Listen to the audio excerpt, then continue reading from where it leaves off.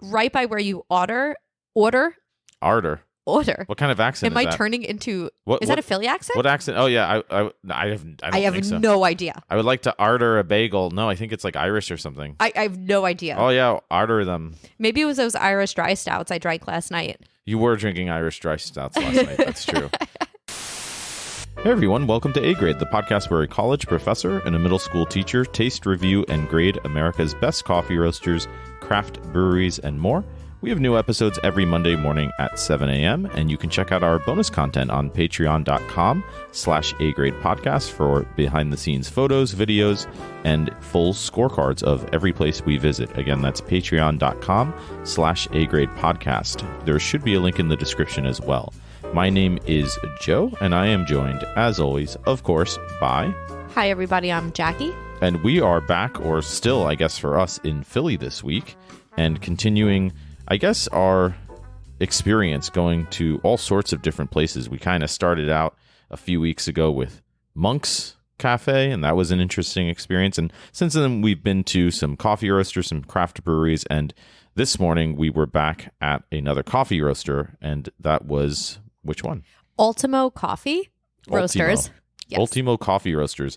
And I think this is sort of continuing the trend that we've been experiencing with these coffee roasters too, where I guess they're very successful and they wind up opening up multiple locations. I believe Ultimo has several locations. Yeah, about 4 or 5 around Philly. Yeah, so we went to the one in Center City or Central Philly.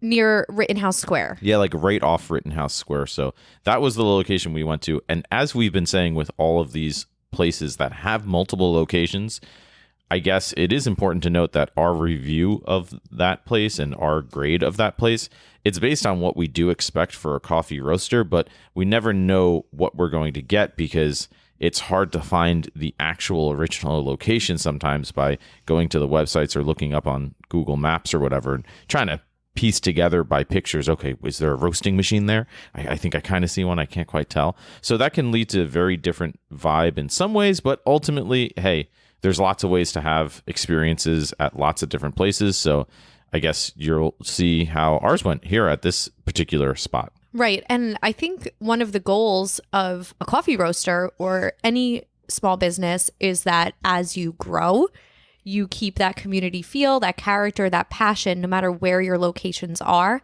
And I think we're seeing that with the Philly coffee roasters, that some places are able to do it successfully and some are not.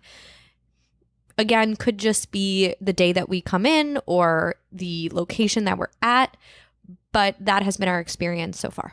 And speaking of experience, I guess just very briefly, if you want to take us through the grading rubric and we'll get going.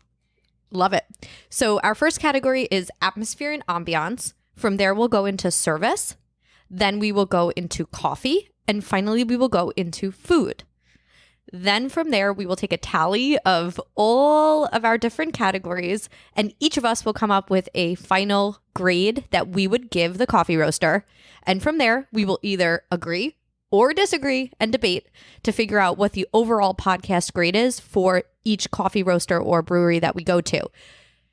If you want to see the past 30-something episodes of different ratings that we have given, you can become a Patreon subscriber for as little as $3 a month, and you can get a report card of all of the different places we've been, what our grades are, and how we would recommend you experience the place, whether you would like it for takeout or whether you should go with friends, whether you can sit and study, or maybe, hopefully, do all of those things. Yeah, shameless self-promotion aside, I agree. That absolutely is totally a very useful aspect of the Patreon, is that we do have all of those, not just grades listed, but particularly the vibes, because some places you don't want to go thinking that, oh, I'm going to sit down and get work done if it's pretty much just a takeout experience, or vice versa. You might think, oh, it's only for this, but lo and behold, I can do all sorts of things. I can bring friends. I could go on a date. I could have a party. Who knows what's out there, because there's definitely very different environments from one roaster location to the next. And I hope that it would be helpful for if you're going to Philly or going to Providence or any city that we have really dived into, instead of having to look at Google Maps and maybe get overwhelmed. Yeah, it's terrible. At all the different it's a good start, information. Hopefully our report card will serve as a guide eventually to cities and the best coffee roasters and breweries that each city has to offer. And you could pick out a place that meets your vibe. That would be, I think, a perk of becoming a Patreon subscriber. So anyways, the atmosphere and ambiance, first category. Can I be honest before we start talking too much specifically about the atmosphere and ambiance? Yes. I kind of chose this coffee roaster as one worth going to because, first of all, I looked up and saw that they did have a pour over option. And you know me, returning listeners, I love a pour over coffee, an open brewing vessel method. And I saw that they had that, but also I just really like their logo. It's kind of this cool bird looking thing. Maybe a hawk? Yeah, something like that. It looks like a royal hawk crest emblem type thing. So that stood out to me as really cool. I said, with a U on it. Yeah, and they have a pour over. It looks like it's in a cool part of the city. Let's check it out. So that was sort of my very initial impression or connection as to why I wanted to go to this place. Do you want to start with atmosphere and ambiance, though, since that tends to be your jam? Sure. All right. I actually thought it was really funny that you said that because the first thing I wrote down in my notes was cool logo. Yeah, there you have it, folks. Yeah, and thank you for listening to A Grade Podcast. They had a really cool logo. Now, when you walked inside this place, first of all, before we even walk inside, it's in a part of Philly that is beautiful. And we were there on a Saturday morning and it was really quiet. There was a farmer's market setting up. It looked like a lot of locals were out walking their dogs and enjoying being outside on a slightly sunny morning, but cold.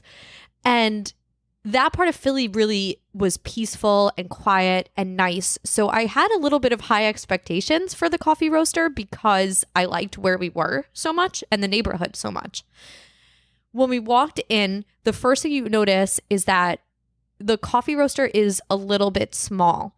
Very, very, very, very, pretty small. Yeah. Yeah. There were not hundreds of tables like we've seen in Philly in some places, but there were maybe 2 or 3 tables and then a couple places that you could stand with a ledge that overlooks the outside and windows. So it's not necessarily a place that we could have sat because the tables were already taken. So we did take the coffee that we had back to the hotel and drank it at the hotel. Yeah, and at least it was a nice area so we kind of could walk around if we wanted to. I think that's important, especially in a place like that where you might not have the seating options because otherwise it's kind of just a takeout experience. Again, at least at this particular location. And I'm glad you brought that up because I did actually do a little bit of additional research for this coffee roaster just before we started recording. And they have just opened a location in Germantown in Philly. Isn't that where we were too today? Or we were, but we were on German Street or something. Right. We were, but later in the day. Right. And in that location, it says that it is a wide open cafe and bakery. Okay. So I think maybe we would have had a different atmosphere and ambiance experience if we had gone to that location. That's their newest location as well. Well, I'm realizing it said on the website. I'm realizing as well why it's so important to distinguish at the beginning how we're talking about this particular location, right? As opposed to just reviewing the coffee roaster overall. Right. We are not reviewing the overall coffee roaster because we have not been to all the different locations to see what they have to offer. Or as per your really initial point of how small it was, the fact that this clearly, as far as I could tell, was not where they're doing the roasting. Usually you'll see the roasting equipment out in the open. I mean, it technically could be hidden in the back somewhere, but I didn't get the sense that that was the situation in the setup here. I got the sense that this is probably a really successful coffee roaster, and they decided to open up another location somewhere in the city as in more a nice area. Yeah, in a nice area as more of a cafe as opposed to the coffee roaster itself. Right. And when we did go inside, I will say that aesthetically it looked very beautiful in there. I like that it really matched sort of their logo. It had the white and black tiles, which is sort of with their logo, the black hawk on the white coffee cup. So I thought that contrast was really nice. Is that good? Is that something that I noticed well? Because you always say how I overlook every little nice detail, but I feel like that really stood out to me as a pretty nice aesthetic touch. Yes. Yes. I'm really proud of you. I knew I had it in me. You get an A grade today for noticing Something. those small details. Yeah. They also had, it was cool. I liked this. Right by where you order. Ardor. What kind of accent Am is I that? turning into, What- is what- that a Philly accent? What accent? Oh yeah, I don't I have think so. no idea. I would like to ardor a bagel. No, I think it's like Irish or something. I have no idea. Oh yeah, ardor them. Maybe it was those Irish dry stouts I drank last night. You were drinking Irish dry stouts last night. That's true. But either way, irregardless, Irregardless, yeah. Yeah, they you had- might as well irregardless at this point. so. they had a cool touch I liked that where you order, there was in the tile on the floor, it said Ultimo, the name of their coffee shop. And I thought that was a nice touch. There were little details. I definitely didn't notice that. Yes. There were live plants that they were growing from scratch that we'll talk about a little later. And they had plans with those plants to dress up the shop a little bit, which I liked. But it was hard to give an atmosphere and ambiance grade because we were not able to sit there. I Yeah. always struggle when we can't sit in a place. Well, didn't they even say too that even with the plants that they're planning to put them up places and make them weave around and stuff or something like that? Yes, and grow and dangle Yeah. around the space. So it felt as if maybe they were inhabiting this space pretty recently as opposed to it being long established. So yeah, it's really hard for me to assess the atmosphere and ambiance because there's not really much here in terms of, again, what we hope for and expect when we see coffee roaster. I kind of almost wish that, did it say this on Google Maps that like places, these coffee roasters that have multiple locations, they distinguish that as part of the name of the location where they'll say instead of coffee roaster, cafe, or something to distinguish the fact that yes, it's related obviously to the coffee roaster, but it's not the original location where they're doing the actual Yeah. roasting, and you're going to get that experience because that is the distinguishing feature. That is the distinguishing difference between what the point is of going to a coffee roaster versus a cafe.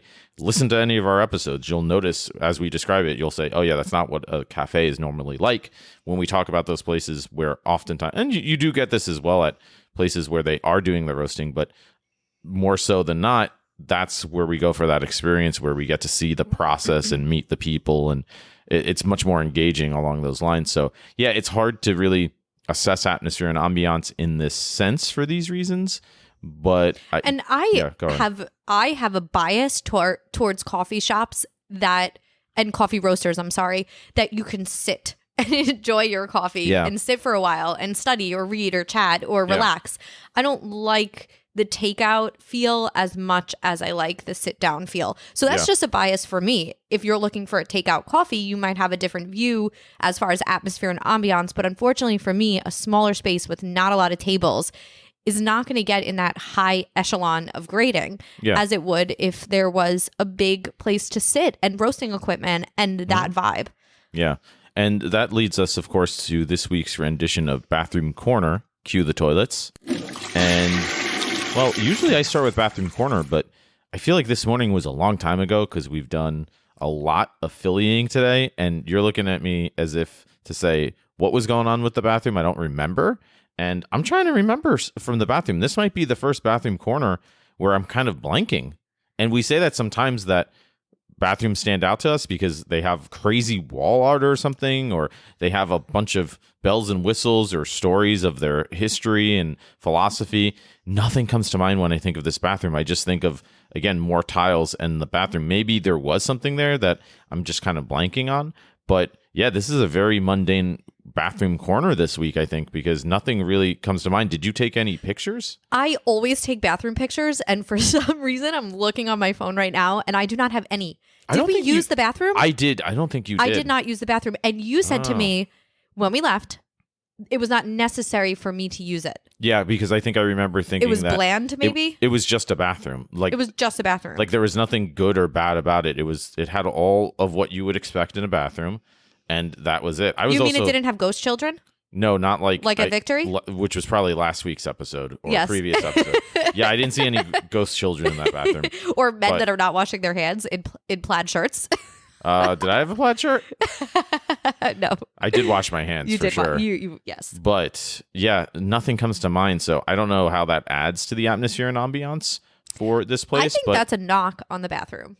I think so, because again, if there had been something there, I probably would have taken note or taken a picture. There are other places we have gone today that I distinctly remember the bathroom because they were so freaking cool. That's an excellent point. That it overshadowed all the other bathrooms that we visited today. That's a very good point. So just a side note, stay tuned. Stay tuned for some further episodes with some Absolutely. very interesting bathrooms to come, as per my point. Yes. So yeah, what are you thinking in terms of atmosphere and ambiance grade then? I feel as if this is definitely a little tricky, but it's the fact of the matter is when I think, as we've been saying, as if you go back and listen to our previous episodes, what I expect and what I want when I see Boom Coffee Roaster, it's not really there. It's just not what this is trying to be. Again, maybe in a few months or something, or like next year when they get those plants going and they have that vibe sort of filled out, it could be a much kind of more personalized space in terms of having that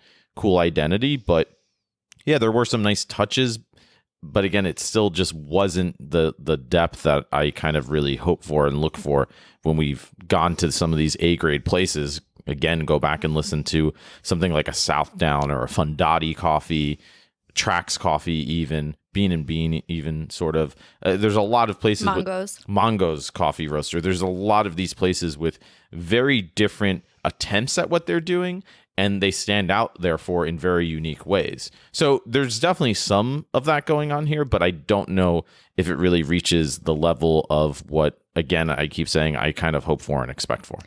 I agree completely. And again, maybe we went to the wrong location, but my experience did not blow me away today. And again, we're talking about the location that's in Rittenhouse Square. Mm-hmm. And I thought, too, in the summer, there must be tables set up out on the street. And that cool. would have been a really nice vibe. Oh, that's cool. If we were able to sit outside, it would have elevated my experience a little bit, almost in a way, like Dave's Coffee in Providence, where it didn't matter that it was takeout only because we had a table sitting outside in the sun in downtown Providence in a beautiful part of the town. Yeah, that's true. In February, that's not really an option here in Philly. So that was not the experience we had yet again. So what are you thinking for letter grade for atmosphere and ambiance? C being satisfactory. It was pretty. It has a cool logo.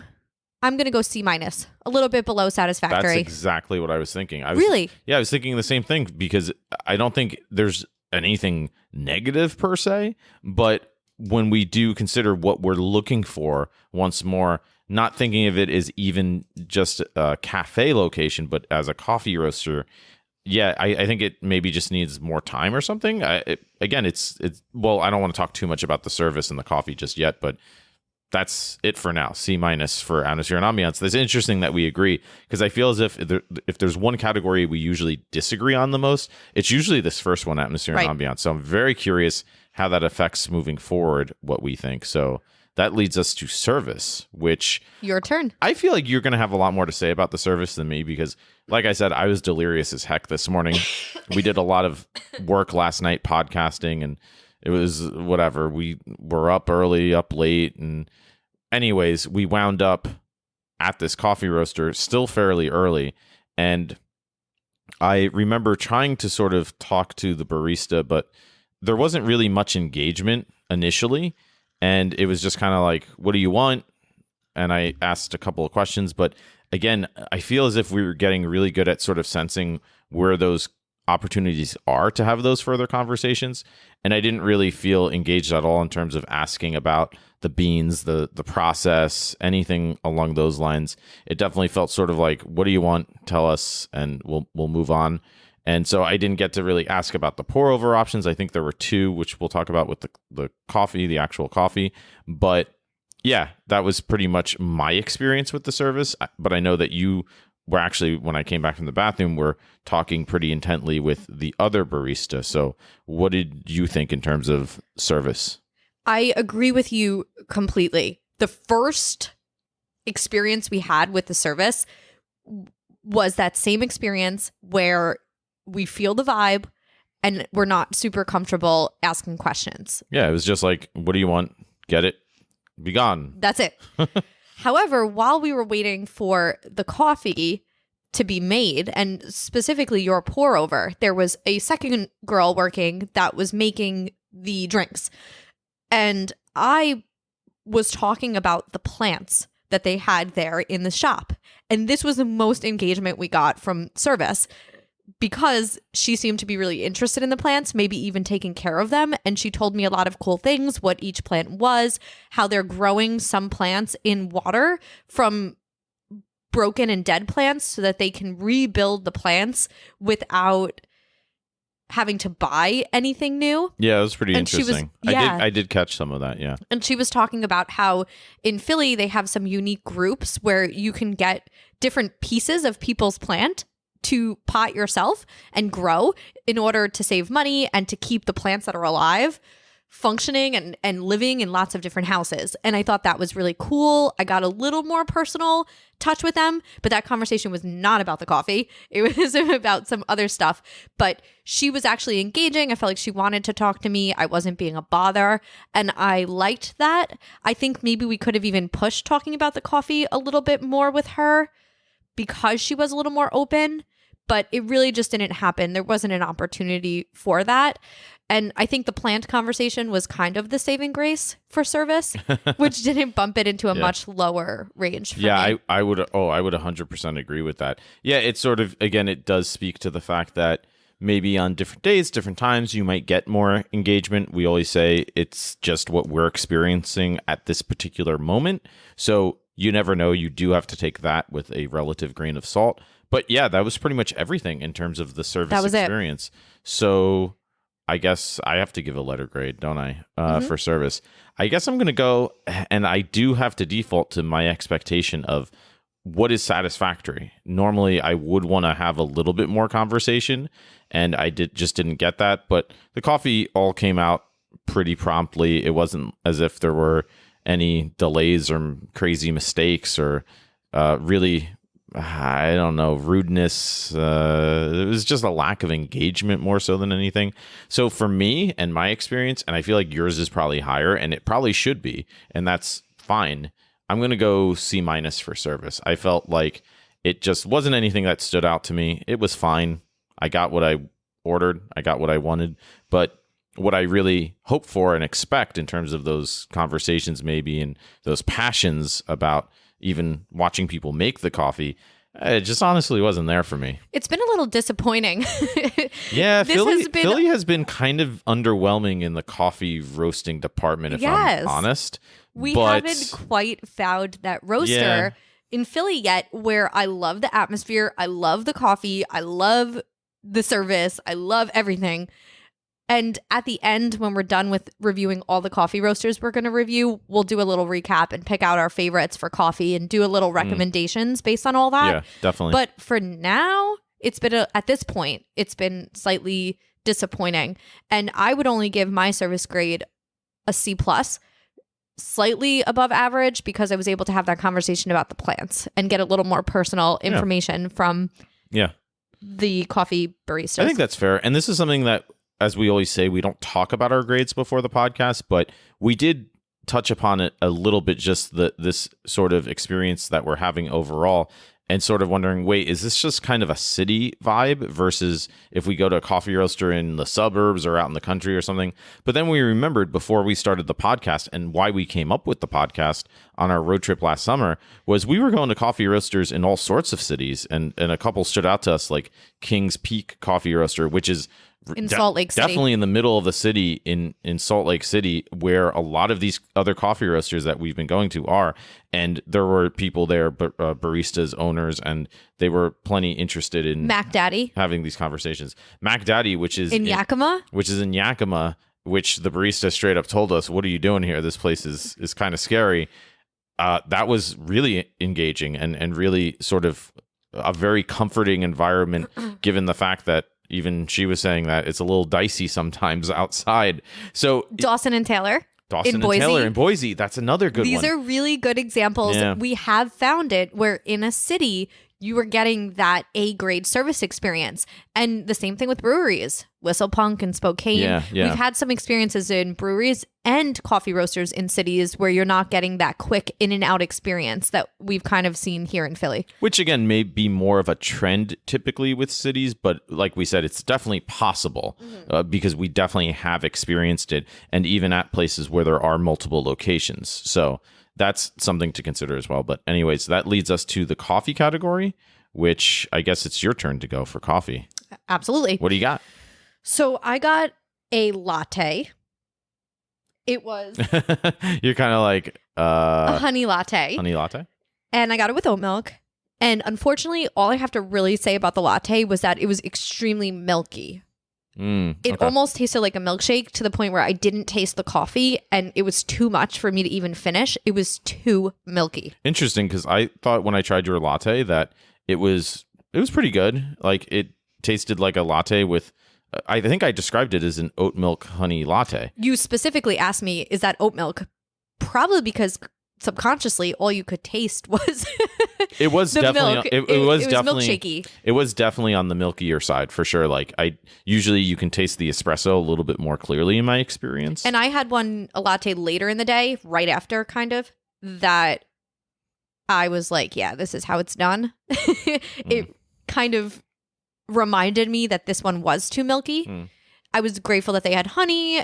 It looked pretty in the to-go cup with the cool logo, but the latte did not necessarily really do it for me. A little bit too milky. I couldn't really taste the honey or the espresso in there, so I didn't love that.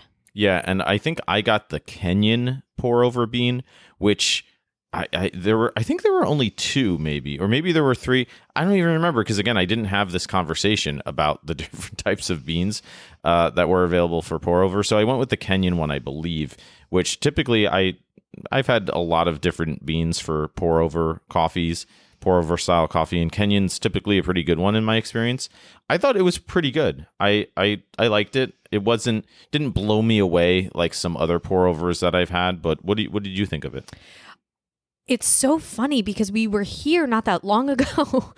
I'm having trouble remembering this roaster more than any other ones that we've been to. Well, I think, again, like you said, for some reason, it was such a quick in and out experience. In and out, very bland in my mind. We didn't have time, yeah. Even your pour over, I'm having trouble remembering anything about it. I think it was a good pour over because I don't remember it being bad.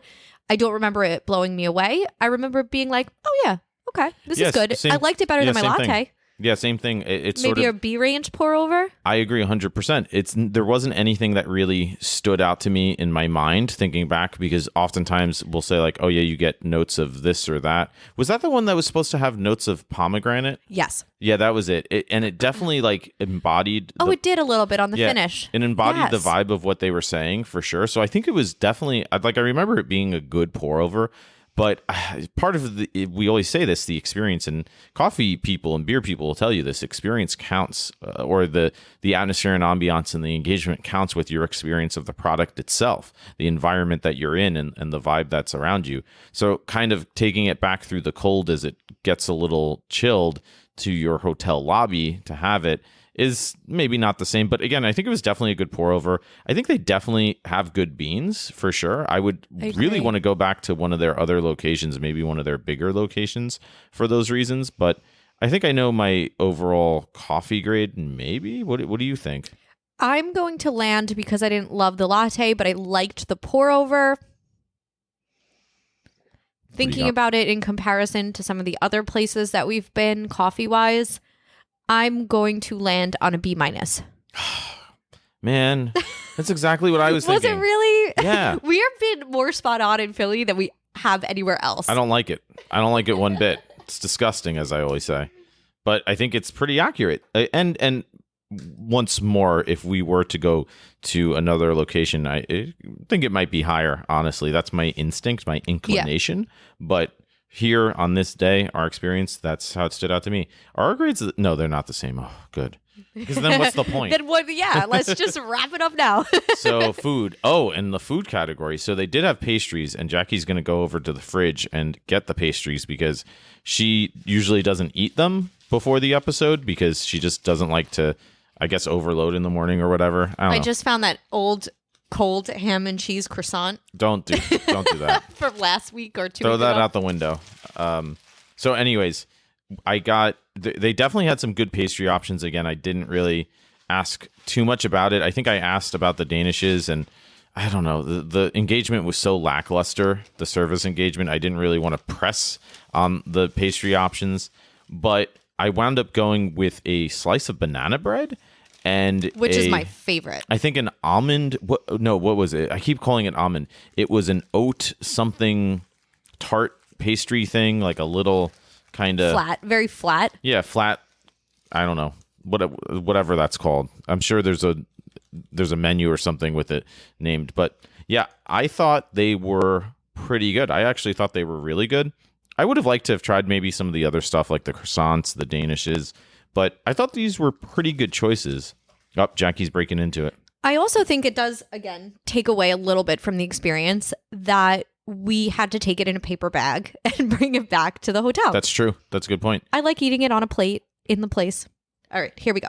Well, that would be ideal, but she's biting in. And Jackie's a huge fan of banana bread, and I thought that this was a pretty interesting banana bread because it was a little sort of crunchier than what I'm used to. It's very oaty for a banana bread. Yeah, which I don't think is a bad thing. I think it's just very different. It's very unique. So take that with a grain of banana salt.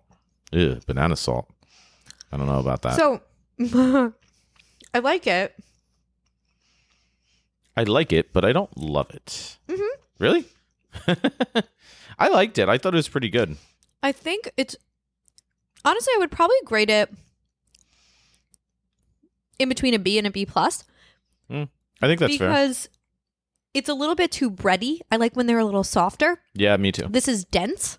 Yeah. And I wish it was a little bit lighter and airier and softer. Mm-hmm. This is a little bit dense, but the flavors are really good and it tastes very clean. It's not overly sweet like some of the other pastries we've had. It's decent. It's good. It's probably B+ banana bread. Interesting. Okay, well I might even have another bite. No, you got to have the other thing. You got to try the other thing. Oh, you're just diving in. I really like banana bread. What would you give the banana bread?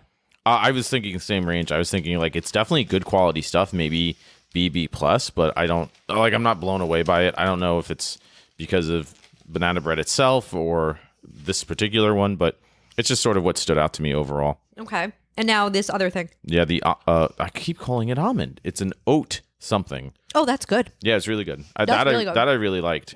And I'm surprised that you like it so much because it's pretty sweet, but I think it's just really good. It's really good. It's Yeah. really well made. Yeah. This I like actually a little bit better. Yeah. There's something about this. There's It's got like raspberry in the crumbs middle. on top. Yeah. and raspberries in the middle. Oh, I'm getting hungry just watching It's really you. good. Why don't you have another bite of this one? Well, I will after the episode because then it's just going to become an AMSR podcast of us chewing like no, we're not doing that. All right, maybe you're doing it, but so I think I know my food grade overall. Me too. It's hard to again say without trying more things, as we always say. But based on what I have, and based on their selection, and based on comparing it and contrasting it to other places we've been to, I'm going to go B overall for food. I think they have some really good pastry options, especially considering that this is more of a takeout situation. And I think they're definitely above average. So for now- me, B makes sense. I'm going to go B+ because I like that second one so much. I thought they were both really good. I wonder if they're made in their bakery location. I wish we could have talked to Entirely possible. them a little bit more about that so that we would know. Yeah. Well, like But I'm going to go B+. Yeah, like we say, we're grading this particular location and more so than the coffee roaster as a corporation. Corporation is not the right word, but yeah, there's many. Yeah. If there's many locations, to do a grade of the whole entity would take. We'd have to do an entire trip on its own, which might be fun one time to just go to a city and visit like all 5 locations. The best of a place. coffee roaster in the city and just go to every location and kind of Just crush compare it. and contrast them. Yeah. So what do we got for our final tallies here? Here we go. Yeah, we're at the final tally stage. What do we got? For atmosphere and ambiance, we both gave C minuses. For service, Joe gave a C minus. I gave a C plus. For coffee, we both gave B minus. For food, Joe gave a B and I gave a B plus. I think I know my overall letter grade. I think I know. Oh man, I'm Yeah. torn between two. Interesting. You got to default with how you really feel. You ask yourself, how do I really feel? And consider the fact as well that you want to keep in mind that I think, or what I try to keep in mind is the fact that if and when we do come back to Philly and maybe we say like, oh, let's check out that location now, it may have a lot of these other aspects that we're actually looking for. So to me, it's all the more kind of important to grade it based upon my experience at this version of it, because again, it just might not be quite what the other iterations, the other locations are actually up to. Who really knows? I mean, again, I would really like to check out those other locations because there were things that I did like about this one, but I think I have to go with what I actually experienced. I'm ready. All right, 3, 2, 1. Here we go. 3, 2, 1. C+. What? I thought you were going to go B-. No. C+. No, C+. I think that's accurate to that experience. And again, as we say, anything above a C is good. You want to, or at least in my estimation, again, you want to get or go to a place that's at least a C. And I think in this case, this is a really good place if you're walking through this area of the city, you're traveling through whatever, you happen to be here, and you're looking for definitely better coffee than a Dunkin' Donuts, a Starbucks maybe even. Definitely. And you want something with a little bit more character to it. You can definitely get it here with a really good pastry as well and keep walking around. I think it's perfect for that. Maybe if you live in the area, you want something a little bit more quality before work or school or whatever the case is, I would highly recommend it for all those reasons. And I think if you don't like lattes, or if you don't like milky lattes, go with something else here. The espresso might have been a little weak or not a super strong flavor. Keep that in mind. The pour over might be a better option here. Yeah, but I got the feeling that the beans overall were still really good. So that's what matters too. And a Kenyan bean is one of the more rare beans that we've seen. I haven't seen a lot of Kenyan roasts. For pour over, maybe. For pour overs, yes. Yeah. We see Ethiopian a lot. We see Colombian a lot. I don't know if in terms of overall beans, I've definitely seen Kenyan beans around though. But for pour overs? For pour overs, once in a while. Once in a while. But yeah, usually you'll see a lot of Ethiopian beans Colombian. For pour over, Colombian. Yeah, but Kenyan once in a while. So, but I mean, listen, I'm glad we gave it a C+. I think that's about right because we have been to some places where the options for pour overs are unreal. Well, and the pour overs themselves are unreal. And there is some pride in the beans that the place specifically makes. Pride with the workers that work there, and that just fell a little flat today. Yeah, I think that's accurate. C+ overall? Yes, I won't give my overall thoughts on this roaster in compared to the rest of Philly roasters. We'll save that for a couple of episodes in the future. Yep. But maybe we can do a overall recap. A Philly recap episode. We could do that actually. That'd be one fun. of our special episodes. Ooh, that's a good idea. Our favorite. We'll grade Philly. Maybe we can even have a guest moderator or something. A guest Phillian. Yeah, for maybe special episode, our next special episode. We'll see. Well, you'll have to tune in to find out. Let us know if you'd like that. Yes. So that's, again, a C+ from A Grade Podcast for Ultimo Coffee Roaster, the Central Philly location. And there you have it. You heard it here. You heard it here. So thank you again for joining us this week. If you, again, want behind-the-scenes content, some pictures of this place and these other places, and the full scorecard with all the other places we've been to, hop on over, patreon.com/agradepodcast for more. There's a link in the description, as I keep saying. And I guess we'll be back next week with probably maybe another coffee roaster, maybe a craft brewery. I haven't decided just yet, but rest assured, there's a couple more Philly locations to come, and we'll be back on Long Island doing all sorts of different goody, fun, treaty episodes there too. Yes, so exciting. I can't wait to see what's to come.